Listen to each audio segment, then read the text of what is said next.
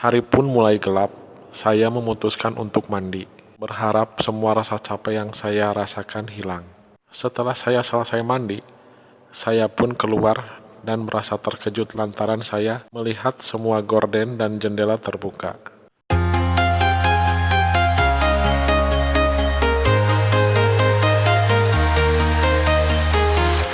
I'm walking alone, the streets are empty. The only thing I can see is my own silhouette. I'm getting stronger, step by step. The clock is ticking, but there's no time for me.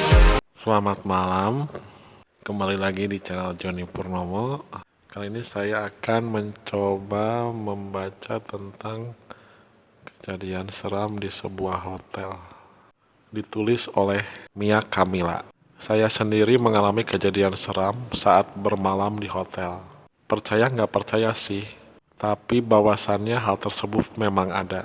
Karena di dunia ini memiliki dua alam yang berbeda, alam nyata dan alam gaib. Seperti pengalaman horor di hotel yang saya alami. Dari luar, kondisi hotel yang saya tempati tidak ada masalah dan tidak ada keanehan sama sekali.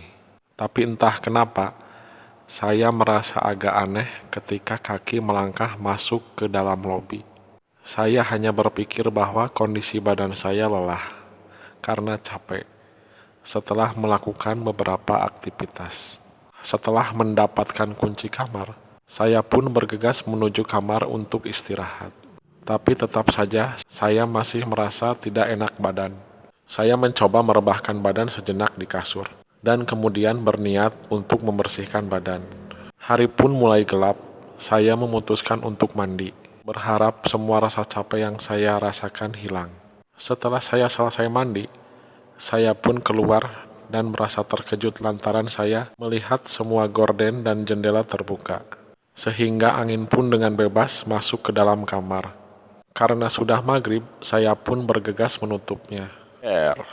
Saya pun terperanjat kaget ketika mendengar suara pintu kamar mandi tertutup dengan keras. Kali ini bulu kuduk saya benar-benar berdiri. Saya menatap ke arah kamar mandi sejenak sebelum membuka kunci kamar dan keluar. Saya menceritakan kepada teman saya tentang kejadian yang baru saja saya alami dan menanyakan kepadanya juga apakah dia yang membuka semua jendela dan gorden kamar. Tapi teman saya hanya menjawab bahwa dia baru saja datang ke hotel dan belum masuk ke dalam kamar. Lalu siapa yang membuka gorden dan jendela? Terkadang saya malas untuk menghiraukan keadaan sekitar saat bermalam di hotel. Terlebih bila kondisi badan sudah lelah. Setelah masuk ke dalam kamar, hal yang saya pikirkan adalah tidur. Tapi naas, malam ini saya tidak bisa tidur. Ketika mata sudah mulai berat, saya meletakkan buku yang saya baca dan tidur. Baru memejamkan mata, saya terpaksa membuka mata dan bangun. Saya mendengar suara anak-anak bergurau kencang sekali. Saya pun mencari sumber suara tersebut, semakin kencang dan semakin berisik. Ini anak, mak bapaknya kemana sih? Jam segini belum tidur malah berisik. Saya bergumam meluapkan kekesalan. Pertama, saya masih bisa sabar. Lama-lama, saya merasa terganggu karena semakin berisik dan gaduh. Dengan sedikit rasa kesal, saya menelepon resepsionis agar pihak hotel menegur tamu sebelah. Tapi informasi dari pihak hotel justru membuat saya semakin kaget. Maaf ibu, sebelah kamar ibu sudah melakukan check out tadi siang dan sekarang kosong. Lalu siapa yang berisik malam-malam begini? Sampai pagi menyingsing, saya tidak mendapatkan jawabannya. Pengalaman aneh yang saya alami bersama seorang teman di suatu hotel di Belitung selalu menjadi obrolan menarik. Entah kenapa, setiap kali bertemu dengannya, kami semangat membahas hotel tersebut. Menurut kami, itu adalah hotel teraneh. Saat itu, saya dan Marisa tidak ikut peserta lainnya untuk mengikuti penutupan event. Kami sudah capek, dan saya sendiri menderita radang tenggorokan. Dan sore kami hanya melakukan kegiatan di kamar. Saya tidur, begitu juga Marisa.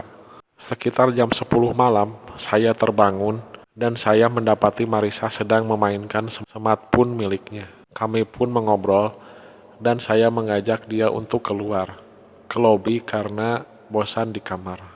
Setelah puas di lobi, kami pun masuk ke kamar.